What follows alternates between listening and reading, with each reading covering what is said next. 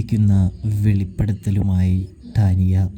അങ്ങനെ പ്രിയ പ്രേക്ഷകരെ, പ്രിയ കൂട്ടുകാരെ, മഴ തോരും മുമ്പേൽ നമുക്ക് കാണാനായിട്ട് കഴിയുന്നത് സ്റ്റാലിൻ ചതിച്ചു എന്ന് പറഞ്ഞുകൊണ്ട് തന്നെ നമ്മുടെ എൽസമ്മയാണെങ്കിൽ അവരുടെ ഒരു കസിനായ അച്ഛനെ വിളിച്ചു വരുത്തുകയും അച്ഛനെ സൽക്കരിക്കുകയും ചെയ്യുന്നുണ്ട് എന്ന് കാണാം.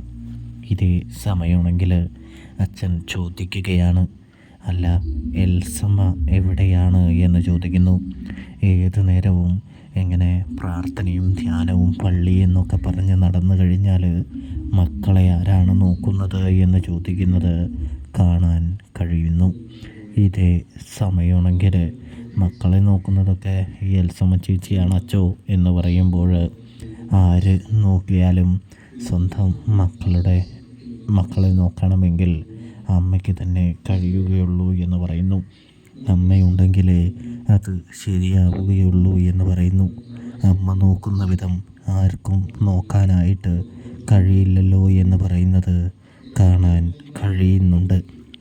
ഇതേ സമയമാണെങ്കിൽ നമ്മുടെ റീത്ത പറയാണ്, അത് പിന്നെ അവർ എനിക്ക് മക്കളെ പോലെയും അവരെന്നെ അമ്മയുമായിട്ടാണ് കാണുന്നത് എന്ന് പറയുമ്പോൾ എങ്കിൽ ഞാൻ പിന്നെ ഒന്നും പറയുന്നില്ല. അല്ല ഇപ്പം എന്താണ് പ്രശ്നം എന്ന് ചോദിക്കുകയാണ്. അത് പിന്നെ അച്ചോ എന്താണെന്ന് വെച്ചാൽ സ്റ്റാലി ഒരു മകളുണ്ടെന്ന് പറഞ്ഞ് കൊണ്ടുവന്നിരിക്കുകയാണ് എന്ന് പറയുന്നു. അല്ല ആ മകളെ കൊണ്ട് നിങ്ങൾക്ക് എന്തെങ്കിലും ദോഷമുണ്ടോ? നിങ്ങൾക്ക് അയാളെ കൊണ്ട് എന്തെങ്കിലും ദോഷമുണ്ടോ? പിന്നെ അയാളെ എന്തിനാണ് നിങ്ങളിപ്പോൾ കുറ്റം പറഞ്ഞുകൊണ്ടിരിക്കുന്നത് എന്ന് ചോദിക്കുമ്പോൾ വിവാഹത്തിന് മുമ്പല്ലേ അച്ചോ ഈ ചതി നടന്നത്? ഇതേ സമയമാണെങ്കിൽ അതിനിപ്പോൾ നമ്മൾ എന്ത് ചെയ്യാനാണ്? ദൈവം ഒന്ന് വിചാരിക്കും, മറ്റൊന്ന് നടക്കും. അങ്ങനെയല്ലേ കാര്യങ്ങൾ. ചിലപ്പോൾ അവർ ഒന്നിക്കാനായിട്ട് വിധിച്ചവരായിരിക്കാം. ദൈവവിധി പ്രകാരം അവർ രണ്ടായി പോയവരുമായിരിക്കാം. അല്ലെങ്കിൽ ചില മനുഷ്യരുടെ ഇടപെടൽ കാരണം. അതിനിപ്പോൾ കുറ്റം പറയാൻ പറ്റുമോ എന്ന് ചോദിക്കുന്നത് കാണാൻ സാധിക്കുന്നുണ്ട്. അതൊക്കെ ശരി തന്നെയാണ്.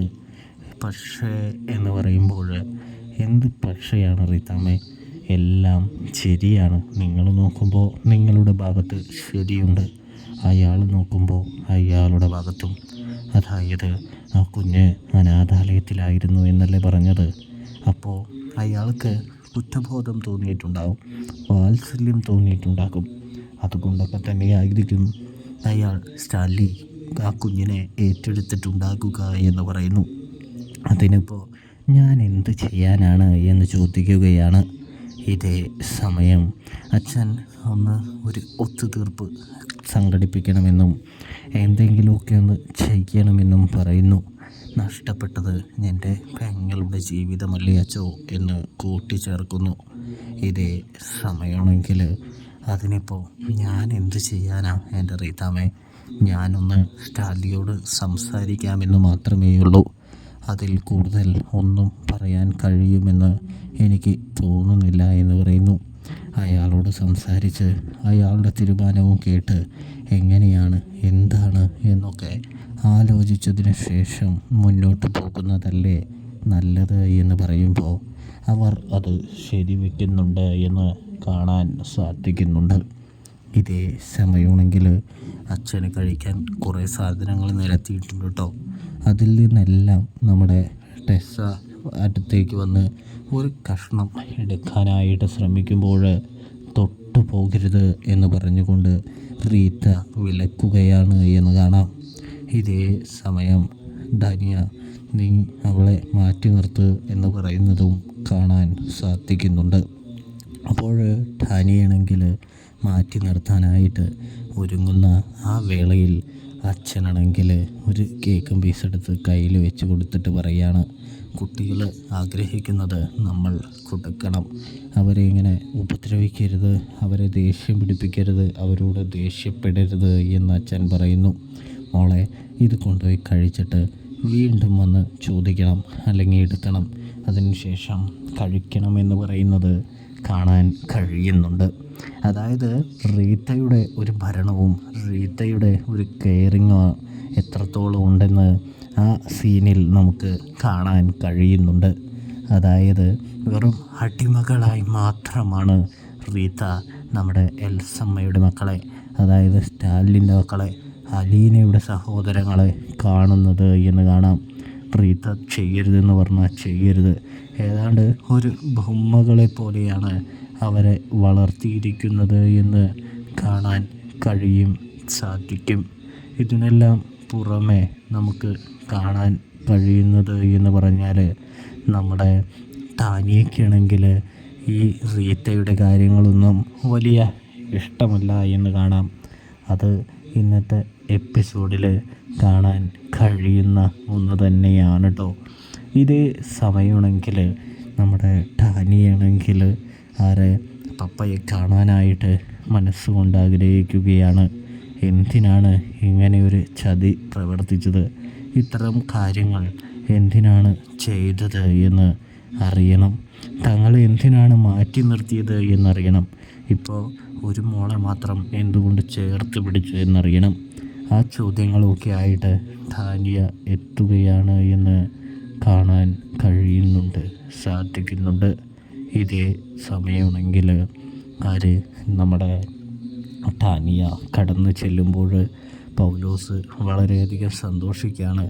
എന്തെങ്കിലുമൊക്കെ നടക്കുമെന്ന് വിചാരിച്ചുകൊണ്ട് ഒന്നും നടക്കുന്നില്ല എന്ന് കാണാം. സ്റ്റാലിൻ്റെ അടുത്ത് ചോദിക്കുകയാണ്, ടാനിയ എന്തിനാണ് ഞങ്ങളെ ഇങ്ങനെ വേദനിപ്പിച്ചത്, ഉപേക്ഷിച്ചത്, ആ റീത്താമ്മയുടെ കൈകളിലേക്ക് തള്ളിയിട്ടത് എന്ന് പറയുന്നത് കാണാൻ കഴിയുന്നുണ്ട്. നിങ്ങൾ എന്തിനാണ് അങ്ങനെ ചെയ്തത് പപ്പ എന്ന് ചോദിക്കുന്നതാണ് കാണാൻ കഴിയുക. ഇതേ സമയം സ്റ്റാലിന് ഒരു ഉത്തരവുമില്ല എന്ന് കാണാൻ സാധിക്കുന്നുണ്ട്. തുടർന്ന് അലീന ചോദിക്കുന്നുണ്ട്, നിങ്ങൾക്ക് പപ്പയെ വേണമെന്നുണ്ടായിരുന്നു, നിങ്ങൾ പപ്പയെ മാറ്റി നിർത്തുകയായിരുന്നില്ലേ എന്ന് ചോദിക്കുന്നത് കാണാനായിട്ട് സാധിക്കും. നിങ്ങൾ പപ്പയെ തള്ളിക്കളഞ്ഞില്ലേ എന്ന് ചോദിക്കുന്നതും കാണാനായിട്ട് കഴിയുന്നുണ്ട്. ഇതേ സമയമാണെങ്കിൽ നമ്മുടെ ടാനിയാണെങ്കിൽ ഒന്നും മിണ്ടുന്നില്ല. നിങ്ങൾക്ക് തീരുമാനമെടുക്കാനുള്ള ഓപ്ഷൻ ഇപ്പോഴുമുണ്ട്, നിങ്ങൾക്ക് ഇവിടെ വന്ന് നിന്നൂടെ എന്ന് ചോദിക്കുന്നത് കാണാൻ കഴിയും.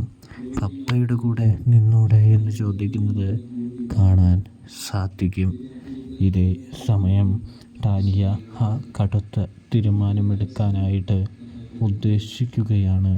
തീരുമാനിക്കുകയാണ് എന്ന് കാണാൻ സാധിക്കുന്നുണ്ട്. പ്രേക്ഷകരെ, പ്രിയ കൂട്ടുകാരെ, അപ്പോൾ സബ്സ്ക്രൈബ് ചെയ്യണേ.